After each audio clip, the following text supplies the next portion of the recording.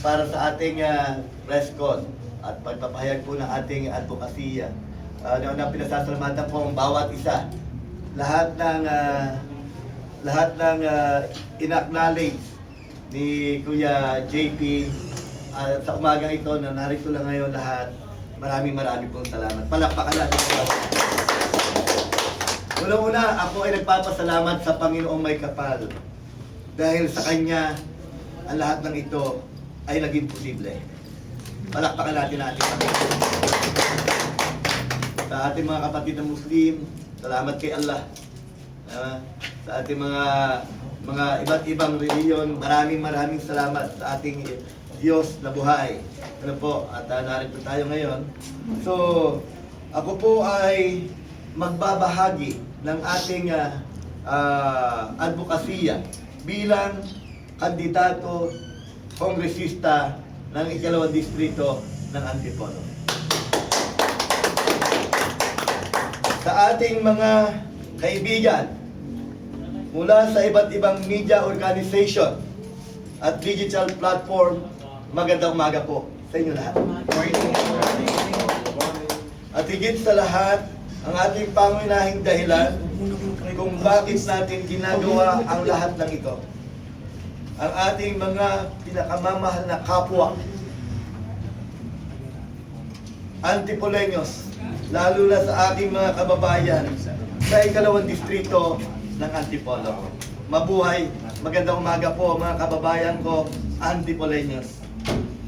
Sa araw na ito, sa harap ng inyong lahat, ay ihahayag ko ang aking intensyon, ang pagbabago na napakatagal nang hinihintay ng ating distrito. Buong pagpakumbaba ko po, inaalay ang aking sarili upang pangunahan ang pagbabago na matagal nang hinihintay ng ating distrito.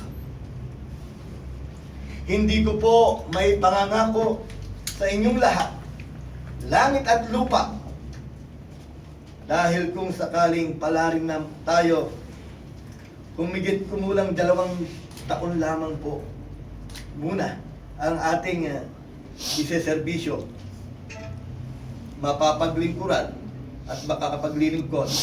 Pero kung papalarin natin ang tunay na tapat at totoong serbisyo publiko, walang panahon ang kapos at walang sandali ang masasayang basta sinseryo ang serbisyo. Bilang kinatawan ng ikalawang distrito ng lungsod ng Antipolo, nahati ang aking programa at proyekto sa 2 bahagi. Una ay ang short term at ang pangalawa ay ang long term plan. Para sa short term project, susolusyonan natin ang mga problema at issue ng ating distrito sa kailangan ng agarang solusyon dahil sa mga suliranin na hindi pwedeng paghintayin. Unang-una, nariyan ang social service. Kailangan sa panahon ng trahedya at sakuna, agad-agad may masisilungan ang ating mga kababayan.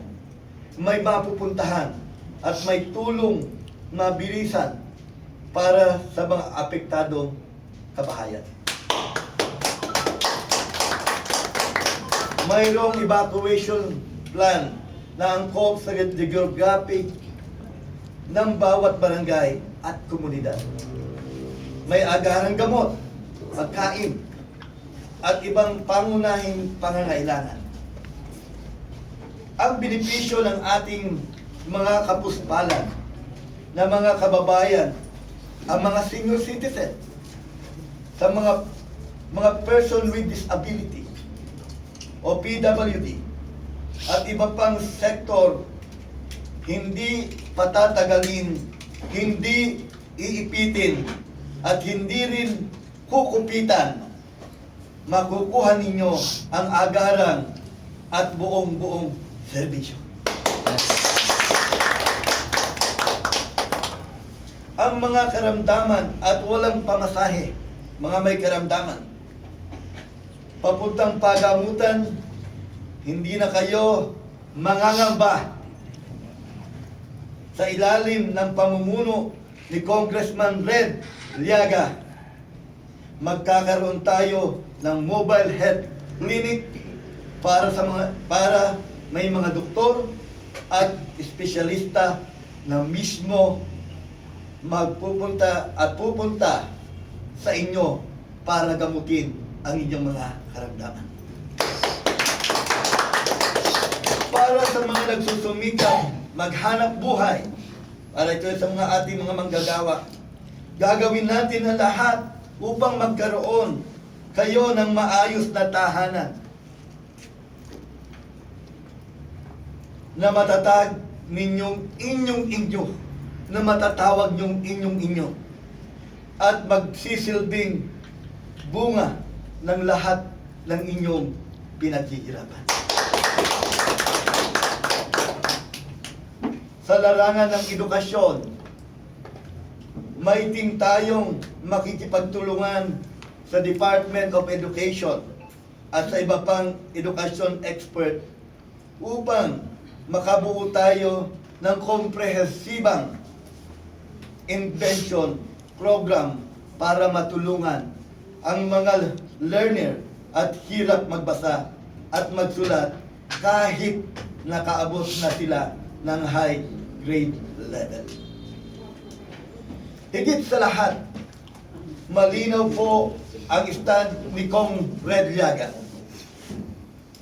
Kapag tayo ay nahalal sa Kongreso, nasusuportahan natin ang pagripaso sa mass promotion ng mga mag-aaral na sanhi ng learning gap na magpapababa ng kalidad ng edukasyon sa kasalukuyan.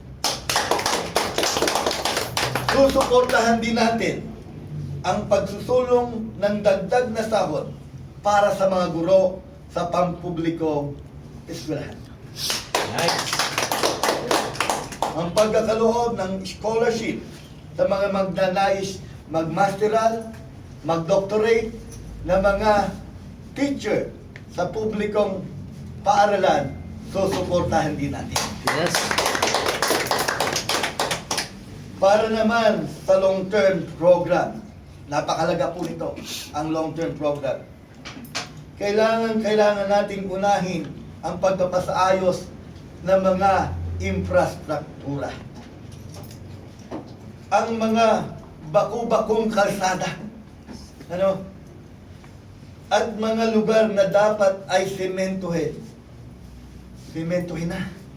Pero hanggang ngayon ay nakararanas pa rin ng flash flood at landslide tuwing bagyuhan, kakulangan ng malawak at maayos na mga alternatibong daan. Sobra ang trapiko sa ating nararanasan. Sobra po ang traffic na ating nararanasan dito sa lungsod ng Antipolo. Realidad po yan.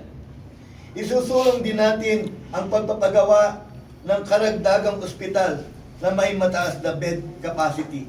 Ito po yung DOH Modern Public Hospital. Isusulong po natin na ipagawa yan dahil ito po ay pangangailangan ng ating lungsod.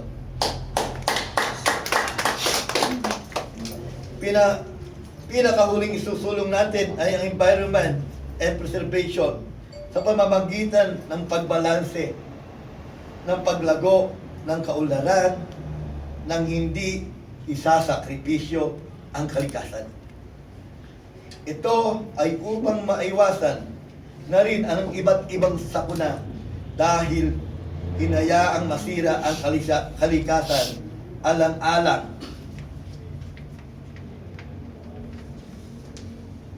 sa progresibo.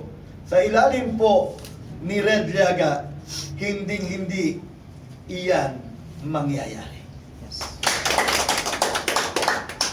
Ang mga nabanggit po na mga programa na mahaba at konkreto plano natin sakaling tayo ay mapagbigyan manalo at makapaglingkod.